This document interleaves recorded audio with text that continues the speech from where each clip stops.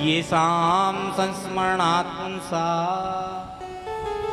भगवान भोलेनाथ की समझ में आया, बोले भैया जिसने अमर कथा पान कर ली उसका तो मैं कुछ नहीं बिगाड़ सकता। और भगवान भोलेनाथ लौट करके आ गए। यही सुखदेव भागवत पढ़ने के बाद जंगल में तपश्चर्या करने के लिए चले गए। और इधर परीक्षित अकेले रह गए। धीरे धीरे परीक्षित का कार्यकाल आगे की ओर बढ़ा। जब पांडव जा रहे थे, परीक्षित ने हाथ पकड़ करके पूछा, बोले आप तो चले जाओगे, फिर मैं क्या करूंगा? युधिष्ठिर ने कहा, भैया जितेंद्रिया जितश्वासा, अपनी इंद्रियों पर विजय प्राप्त करो, अपनी श्वास पर विजय प्राप्त करो, और जब ऐसा करोगे तुम्हारे जीवन में आनंद आ जाएगा।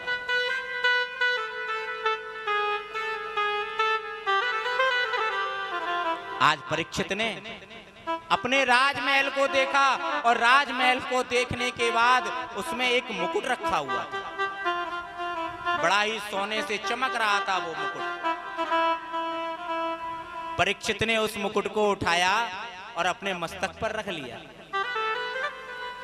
और मस्तक पर रख करके आज वो वन में भ्रमण करने के लिए निकला। और जैसे ही वन में भ्रमण करने के लिए निकला तो क्या देखता है, ये ध्यान से सुनने वाली बात है, क्योंकि पूरी भागवत का सार यहीं प्राप्त होता है। परीक्षित देखता है कि एक गाय रो रही है खड़ी होकर। एक गाय बैठी बैठी रो रही है, और उसके पास एक बैल खड़ा हुआ है जिसके 3 पैर कटे हुए हैं। एक पैर पर वो बैल खड़ा हुआ है, और पीछे से एक काला काला पुरुष हाथ में डंडा लेकर के उस बैल को मार रहा है। परीक्षित ने देखा और उनकी बातों को सुनने लगा। बैल गाय से कह रहा था, देवी तुम क्यों चिंता करती हो? अभी तुमको पता नहीं, युधिष्ठिर का पौत्र परीक्षित अभी इस पृथ्वी का राजा है। जब उसको हमारे कष्ट के बारे में पता चलेगा तो हमारे कष्ट की निवृत्ति के लिए कोई ना कोई उपाय अवश्य निकालेंगे।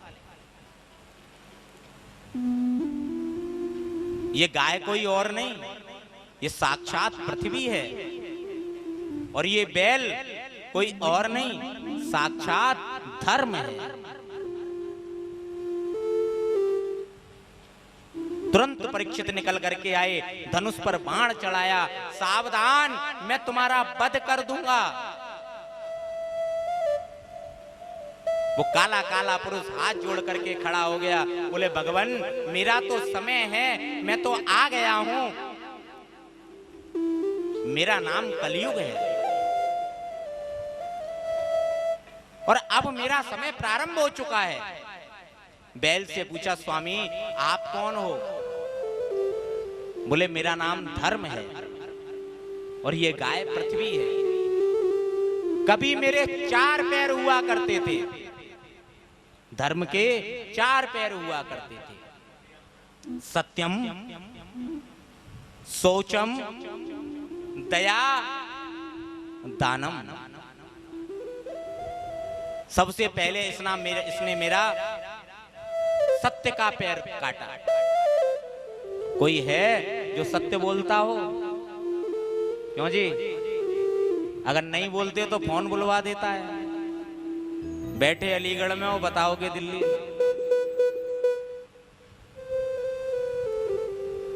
कोई भी ऐसा नहीं है जो पूरे दिन में 1-2 झूठ नहीं बोलता हो। कलयुग ने सत्य को नष्ट कर दिया। दूसरा पैर था शौच। शौच माने शुद्धता। किसे कहते हैं कलयुग? कल माने यंत्र और युग माने समय, जो यंत्रवत समय है उसी को कलयुग कहते हैं। कलयुग अच्छा है या बुरा? क्यों जी परीक्षित जी, कलयुग अच्छा है या बुरा? बुरा। अब एक बात बताओ, आप अलीगढ़ में बैठे हो और सतयुग होता और आपने मन में विचार किया चलो गिरिराज जी की परिक्रमा लगाया हो, तो सतयुग में तो गाड़ी चलती नहीं थी, घोड़ा गाड़ी हुआ करती थी, वो भी किसी किसी के पास। तो घोड़ा गाड़ी से आप जाते, एक दिन लगता जाने में, एक दिन परिक्रमा का और एक दिन लौट के आने का। वो तो सतयुग की बात हो गई।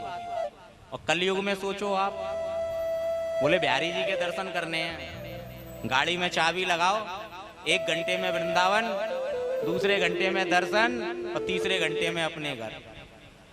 तो कलयुग तो बहुत अच्छा है। कलयुग नहीं तो भगवान से मिलवा दिया जल्दी। अगर सतयुग होता तो पैदल पैदल, घोड़ा गाड़ी, ऊंट गाड़ी, इनका प्रयोग करना पड़ता। किसी की याद आ रही हो और सतयुग होता तो उसके पास 1 दिन 2 दिन जाने में लगते, 1-2 दिन आने में लगते। और अब याद आ रही हो, तुरंत नंबर लगाओ, कान पे लगाओ, वो विदेश में भी बैठा हो, वहां भी बात हो जाएगी। और देखने का मन करे तो वीडियो कॉल पे बटन दबा दो, बैठे बैठे देख भी लो। कलयुग तो अच्छा है, लेकिन अच्छा होने के साथ साथ इसमें बुराइयां भी हैं। शौच अर्थात शुद्धता, शुद्धता आज जीवन में प्राय लोगों के जीवन से जा चुकी है। क्योंकि नियम है, एक वस्त्र पहन करके भजन, भोजन और शयन नहीं करना चाहिए। भोजन के वस्त्र अलग, भजन के वस्त्र अलग, शयन के वस्त्र अलग और अध्ययन के वस्त्र अलग होने चाहिए। और हम क्या करते हैं, एक ही वस्त्र पहने, उसी से पूजा कर ली, उसी में भोजन कर लिया, उन्हीं को पहन करके सो गए, उठे फिर उन्हीं को नहाया और पहन के उन्हीं को फिर पूजा में लग गया। दूसरा मोबाइल, जो प्राय करके हर किसी के पास है, एक जीवन का अंग बन चुका है, लेकिन इसने भी शुद्धता को समाप्त कर दिया। अब एक बात बताओ, भोजन करने बैठे और किसी का फोन आ गया तो क्या करोगे? बात करेंगे, भोजन थोड़ी छोड़ देंगे। भोजन करते करते बात करेंगे, भोजन करते जाएंगे और बात करते जाएंगे। फिर तुमने तो भोजन किया और हाथ धो लिए, फोन धोया? नहीं धोया। वो झूठे हाथों से पकड़े रहे और फिर झूठे हाथों से उसको जेब में रख लिया। अब पूजा करने बैठे और फिर फोन बज गया, तो क्या करोगे? उठाना तो पड़ेगा। जब 2 घंटे पे तुम नहीं उठाओगे, सामने वाले को टेंशन हो जाएगी, क्या बात हो गई, फोन क्यों नहीं उठ रहा है? अब भोजन में झूठे हाथों से फोन उठाया और फोन झूठा रहा, वही फोन हमने पूजा में उठा लिया और फिर हम कहते हैं कि इतनी पूजा करते हैं, भगवान सुनते नहीं। कहां से सुनेंगे? शुद्धता तो है ही नहीं।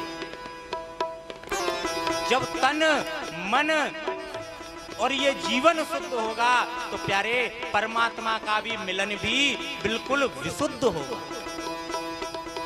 परमात्मा कोई दूर थोड़ा ही है।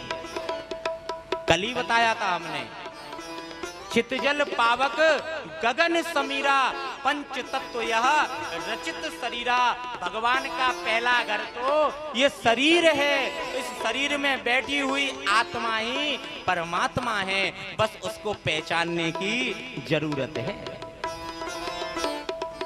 और हम उस परमात्मा को भूले हुए बैठे हैं। जैसे हिरण की नाभि में कस्तूरी होती है और उसकी सुगंध उसको आती है और वो उस सुगंध को सूंघ करके पूरे जंगल में भ्रमण करता है, लेकिन ये नहीं जान पाता कि कस्तूरी तो उसकी नाभि में है।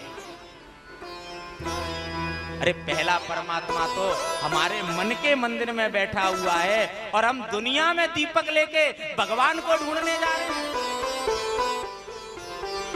अपने मंदिर में एक प्रेम का ज्योत जला लो, अपने मंदिर में एक भगवान की ज्योत जला लो, एक भगवान के नाम की ज्योत जला लो। अगर परमात्मा का दर्शन घर बैठे ना हो जाए तब कहना परमात्मा तो मन में ही बैठा है। तीसरा पैर दान का काटा, सत्यम शौचम, दया का काटा। आज दया लोगों के मन से जा चुकी है। अगर दो बालक धूप में भरी दोपहरी में खेल रहे हो और एक बालक की मां ने अपने बालक को देख लिया तो वो आएगी, अपने बालक को लेके चली जाएगी, दूसरे बालक को बिल्कुल नहीं छुएगी।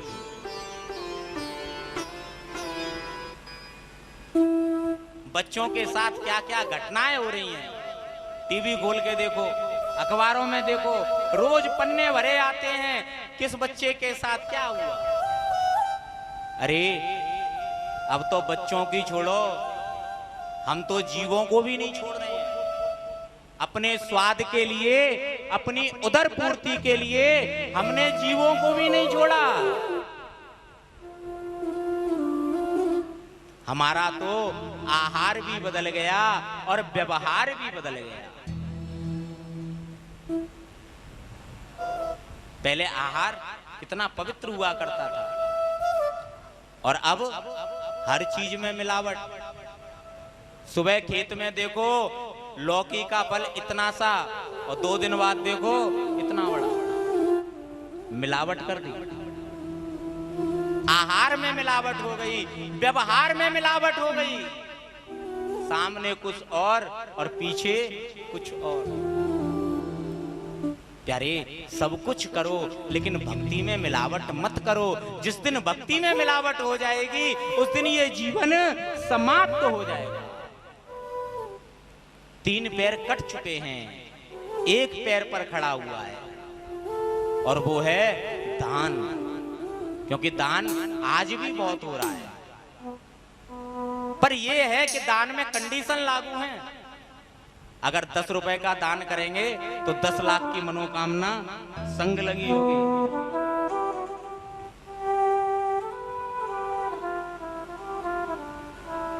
दान भी निस्वार्थ होना चाहिए, किसी भी प्रकार का स्वार्थ दान में नहीं होना चाहिए। परीक्षित ने सुना बैल की बात को सुन करके, बोले भगवान मैं आपका क्या करूं। बोले भैया मैं क्या करूं, इस दान के पैर पर मैं खड़ा हुआ हूं और ये दान भी ज्यादा दिन तक चलने वाला नहीं है। अगर सब कुछ ठीक चल रहा हो तो पंडित जी को क्यों बुलाया जाएगा, क्या जरूरत है। और नेक जीवन में उथल पुथल होने दो, तो ही पंडित जी ढूंढे जाएंगे। पंडित जी के पास पहुंचे, पंडित जी काम नहीं चल रहा है, व्यापार में बरकत नहीं हो रही है, बच्चे सुनते नहीं है। पंडित जी ने पत्रा के पन्ना पलटे, 4 इधर पलटे 4 उधर पलटे। बोले तुम्हारे ऊपर राहु बैठा हुआ है, तुम्हारे ऊपर केतु बैठा हुआ है। बोले क्या करें, बोले दान करो। तब दान करेंगे, राहु के नाम का करेंगे, राम के नाम का नहीं करेंगे। केतु के नाम का करेंगे, कृष्ण के नाम का नहीं करेंगे, शनि के नाम का करेंगे, श्याम के नाम का नहीं करेंगे। प्यारे, अगर श्याम के नाम का दान किया होता तो शनि के दान की आवश्यकता नहीं पड़ती। यदि राम के नाम का दान किया होता तो राहु के दान की आवश्यकता नहीं पड़ती। बच्चों की परीक्षाएं आने दो, फिर बच्चे मंदिर जाएंगे। साल भर मेहनत की नहीं गई वो भले ही, पन्ना एक भी नहीं पलटा हो किताब का, लेकिन मंदिर में जाकर के ऐसे भक्ति करेंगे जैसे भगवान को आज प्रकट करके ही मानेंगे। प्रभु अच्छे नंबर देना। तुमने कभी जीवन का पन्ना नहीं पलटा, भगवान क्या उसमें नंबर बढ़ा के आएंगे? प्यारे, दान करो, निस्वार्थ भाव से करो, और जब निस्वार्थ भाव से दान होगा तो प्यारे जीवन में अपने आप उन्नति आ जाएगी। हम कभी भी पीछे की ओर नहीं जाएंगे यदि हम दान करते हैं। शास्त्रों में आया है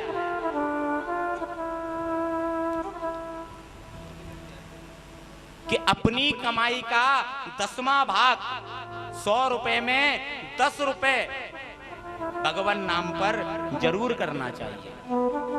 और जो ऐसा करता है, जो 10 रुपए में 100 रुपए, जो 100 रुपए में से 10 रुपए भगवान के नाम पर दान में देता है, उसको कभी डॉक्टर को देने की जरूरत नहीं पड़ती, उसको कभी अस्पतालों में जाने की जरूरत नहीं पड़ती, उसको कभी किसी भी चीज की आवश्यकता नहीं पड़ती। और उदाहरण में प्रत्यक्ष रूप से हमारे श्री धाम वृंदावन के प्रेमानंद जी महाराज, आप सबने नाम सुना होगा, जिनकी अवस्था 4 वर्ष की थी, दोनों किडनी खराब हो गई। डॉक्टर ने कहा कि किडनी बदलवा लो, नहीं तो 2-4 साल के मेहमान हो तुम। उन्होंने एक किडनी का नाम राधे और एक किडनी का नाम श्याम रख दिया। आज महाराज जी की आयु 50 वर्ष से ऊपर है। डेली सत्संग करते हैं बैठ करके। हजारों लोग किडनी देने के लिए तैयार हैं, लेकिन वो किसी की किडनी नहीं लेते, क्योंकि वो भजन करते हैं, दान करते हैं, पुण्य करते हैं, जिसका प्रभाव ये हुआ कि छोटी सी बीमारी भी उनका कुछ नहीं बिगाड़ पाई। आज जब वो प्रातःकाल 5 बजे अपने आश्रम से निकलते हैं ना, तो दूर दूर से भक्त अपने हाथों को बिछा देते हैं। छोटे छोटे बच्चे उनके दर्शन के लिए 2-2 बजे से बैठ जाते हैं। ये दृश्य हमने अपनी आंखों से देखा है। हजारों भक्त लेट जाते हैं। बाबा नीम करौरी, बाबा देवरा, बाबा पागल बाबा, बेरिया वाले बाबा, कभी इनको पढ़ो। इनके जीवन में जो दान की महिमा है, जो पुण्य की महिमा है, वो वर्णित नहीं की जा सकती। इसलिए कहा जाता है सत्य बोलो, शुद्धता से रहो, दया करो जीवों पर। लेकिन हम क्या करते हैं? अपने स्वाद के लिए, अपने उदर पूर्ति के लिए जीवों को भी नहीं छोड़ते। सूत जी महाराज कहते हैं, सौनकादि मुनियों, धर्म की बात सुन करके आज परीक्षित जी सामने आए और कलयुग से पूछा, हे भद्र पुरुष, आप? बोले, भगवान मेरा तो समय आ गया है और मैं तो अतिथि हूं, मुझे तो आप स्थान दीजिए। बोले, स्थान? बोले, हाँ, मुझे स्थान दीजिए। बोले, अच्छा, स्थान देना है, ठीक है, मैं तुम्हें 4 स्थान देता हूं। इन चारों जगह पर तुम रहो। दूतपान स्त्रियासूनम, मिथ्यावासन एवचा, पर स्त्री न गम्येन स्वस्य दुःखस्य कारणम। हे भद्र पुरुष, पहला स्थान तुम्हारा झूठ में होगा। जहां झूठ बोला जाता हो, चुगली निंदा की जाती हो, वहां तुम्हारा निवास होगा।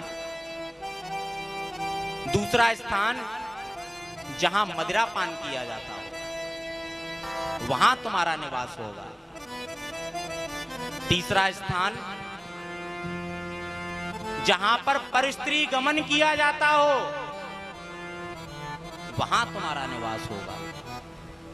चौथा स्थान जहां जुआ खेला जाता हो वहां तुम्हारा वास होगा। ये 4 जगह तुम्हारी हैं। दूध अपान स्त्रिया सुनम। लोग कहते हैं कलयुग आ गया, कलयुग चल रहा है, कलयुग चल रहा है। कलयुग हमेशा नहीं रहता। कलयुग का भी एक समय बताया गया है। एक दिन में कितने घंटे होते हैं और रात में दोनों मिला के 24। और जब 24 घंटे मिलकर के एक दिन बनता है, दिन रात मिला करके 24 घंटे मिला करके एक दिन बनता है। युग कितने हैं? 4। अब 4 युगों को 24 घंटे में बांटो। 6 चौक 6 घंटे का एक ही। पहला कौन सा युग लगता है? सतयुग। प्रातःकाल 4 बजे से। सतयुग में क्या किया जाता है? लोग सत्य बोलते हैं, पूजा पाठ करते हैं, दान पुण्य करते हैं। प्रातःकाल 4 बजे से और 10 बजे तक क्या होता है? क्यों जी? उठते हैं, स्नान करते हैं, पूजा पाठ करते हैं और ये भी कहते हैं सुबह ही सुबह झूठ नहीं बोलेंगे। कहते हैं कि नहीं? सतयुग 10 बजे तक। उसके बाद लगा त्रेता युग। 10 बजे के बाद 6 घंटे लगाओ 4 बजे तक। त्रेता युग में क्या किया भगवान ने? भगवान राम ने महल को छोड़ करके वन में वास किया। क्यों?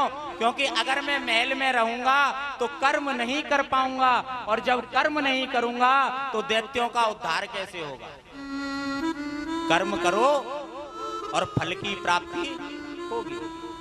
अगर 10 बजे से 4 बजे तक नौकरी करोगे तो संध्या को पैसा मिलेंगे, तो रात को भोजन की व्यवस्था होगी। ड्यूटी वाला ड्यूटी पे जाएगा, नौकरी वाला नौकरी पे जाएगा, दुकान वाला दुकान खोल देगा।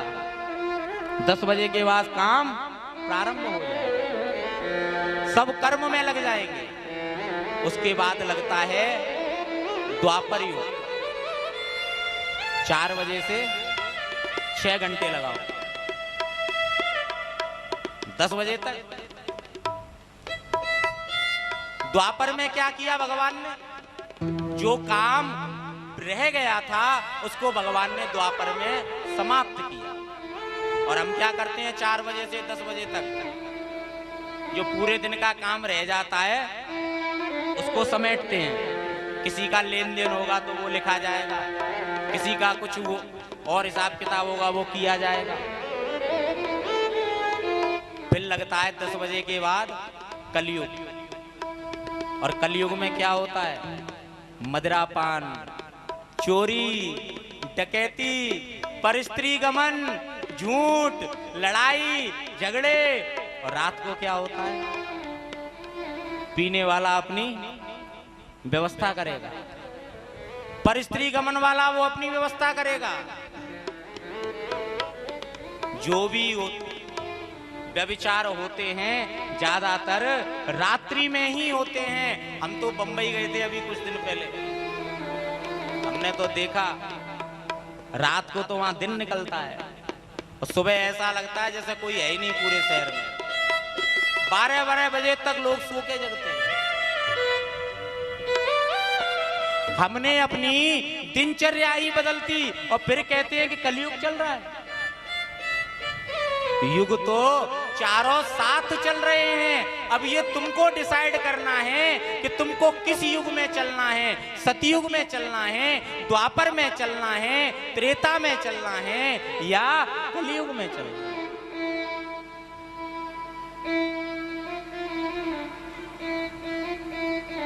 कलयुग बोला मेरा तो समय है और मैं तो आ गया और मुझे तो स्थान दो। परीक्षित ने 4 स्थान दे दिए। कलयुग बोला हाथ जोड़ करके, भगवान आपने ये जो 4 स्थान दिए हैं ना, ये चारों के चारों स्थान गंदे हैं। कोई एक ऐसा स्वच्छ स्थान दे दो कि यदि कोई घर में अतिथि आ जाए तो उसको तो रख लूं। परीक्षित बोले जाओ, स्वर्ण में भी तुम्हारा निवास होगा। जैसे ही इतना कहा, तुरंत परीक्षित आया। परीक्षित के ऊपर जो मुकुट रखा हुआ था, उस मुकुट में कलयुग आकर के बैठ गया। शौनकादि मुनि बोले भगवान, थोड़ी देर पहले तो आपने बताया था कि सोने में भगवान विष्णु का निवास होता है, और अब आपने कह दिया सोने में कलयुग का वास है। बोले भैया, जो सोना ईमानदारी से कमाया गया हो, मेहनत करके लाया गया हो, उसमें नारायण का वास होता है, और जो किसी को कष्ट पहुंचा करके लाया गया हो, किसी को दुख पहुंचा करके लाया गया हो, उसमें तो कलयुग का निवास है। और ये जरासंध का मुकुट था, और ये जरासंध को कैसे मारा था आपको पता है? भगवान ने जरासंध को छल से मारा था। छल करके लाया गया मुकुट था, जिसके कारण कलयुग इसमें जाकर के बैठ गया। और जब कलयुग आता है ना, तो सबसे पहले मैं और मेरा यही दिखाई देता है। मन में 2 चीज रह सकती हैं, या तो मैं या आप।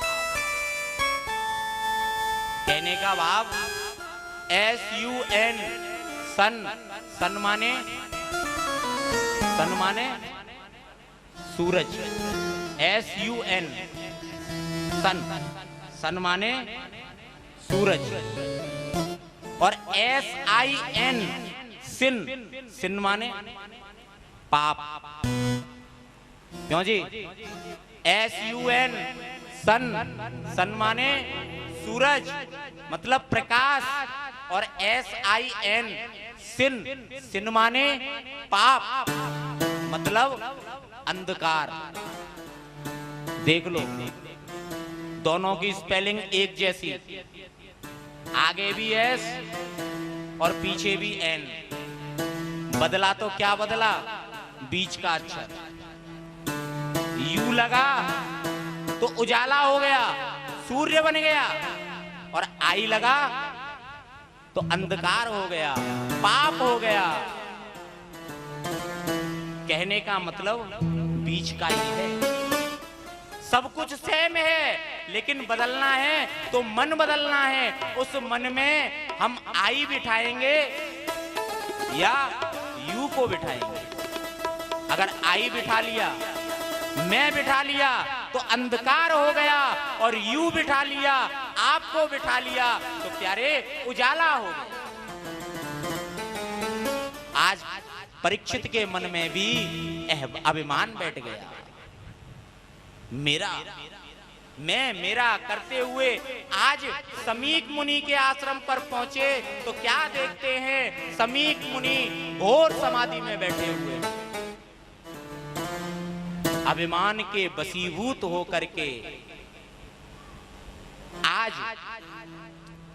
परीक्षित ने देखा कि ये संत ना तो नेत्र खोल करके मेरा सम्मान कर रहे हैं, और ना ही मुझसे वार्तालाप कर रहे हैं। एक सर्प पड़ा हुआ था, अपनी बाण की प्रत्यंचा से वो सर्प उठाया, और उठा करके वो समीक मुनि के गले में डाल दिया। लौट करके आ गया, आकर के मुकुट रखा, और जैसे ही मुकुट रखा, मन में ध्यान आ गया कि मैंने समीक मुनि का अपमान किया है, इसका मुझे दंड मिलना चाहिए। विचार करने लगे। उधर छोटे छोटे बालक ऋषि पुत्र समीक पुत्र श्रृंगी के पास पहुंचे, और श्रृंगी के पास पहुंच करके कहते हैं, अरे भैया, तुम्हारे पिता के गले में राजा परीक्षित ने मरा हुआ सर्प डाल दिया। क्रोध के मारे श्रृंगी मुनि की आंखें लाल हो गईं, हाथ में जल ले लिया, जल लेकर के संकल्प कर दिया, इति लंघित मर्यादा तक्षके सप्तमे हनि। राजन, तुमने मर्यादा का त्याग किया है, मैं तुम्हें श्राप देता हूं कि आज से 7वें दिन यही सर्प तुम्हें दंशन करेगा और तुम्हारी मृत्यु का कारण बनेगा। आकर के पिता के पास आए, पिता के गले से उस सर्प को उतारा और उतार करके रोने लगे। समीक बोले, बेटा मैं जानता हूं इसमें परीक्षित की कोई गलती नहीं है, फिर भी तुमने परीक्षित को कोई दंड तो नहीं दिया। बोले, पिताजी मैंने तो परीक्षित को श्राप दे दिया है, मैंने तो परीक्षित को ऐसा श्राप दिया है कि आज से 7वें दिन उसकी मृत्यु है। जैसे ही इतना सुना, क्या तुमने परीक्षित को बताया है? बोले, नहीं, हमने परीक्षित को नहीं बताया। बोले, जाओ जाकर के उनको सूचना दे दो कि अपनी मुक्ति का कोई उपाय कर ले, उनका 7वें दिन मृत्यु है। परीक्षित ने जैसे ही सुना कि आज से 7वां दिवस मेरी मृत्यु है, तुरंत उसी समय राज्य को छोड़ करके गंगा नदी के तट पर बैठ गए। बैठ करके हजारों ऋषि मुनियों को पता चला कि परीक्षित को श्राप लग गया है और परीक्षित गंगा नदी के तट पर बैठे हुए हैं। हजारों ऋषि मुनि आ रहे हैं और आकर के परीक्षित एक ही बात पूछते हैं कि जिसकी मृत्यु 7 दिन में होने वाली हो, उस व्यक्ति को क्या करना चाहिए? वो परीक्षित नहीं था, हम सब परीक्षित हैं और हम सब की मृत्यु 7 दिन में होनी है। ना तो उस परीक्षित के लिए कोई 8वां दिन आया था, ना हमारे लिए कोई 8वां दिन आएगा। इसलिए इन्हीं 7 दिनों में हमें अपनी मुक्ति का कोई ना कोई उपाय अवश्य देखना है। परीक्षित बैठे हुए हैं और जैसे ही सुखदेव जी को पता चला कि परीक्षित को श्राप लग गया है, सुखदेव जी के नेत्र खुल गए और नेत्र खोल करके चौड़ा वक्षस्थल मदमस्त चाल में चले जा रहे हैं। कोई धूल फेंक रहा है, कोई फूल फेंक रहा है, ना तो धूल पे ध्यान दे रहे हैं ना फूल पे ध्यान दे रहे हैं। और आज परीक्षित की सभा में सुखदेव महाराज का आगमन हो जाता है। बोलिए सुखदेव भगवान की।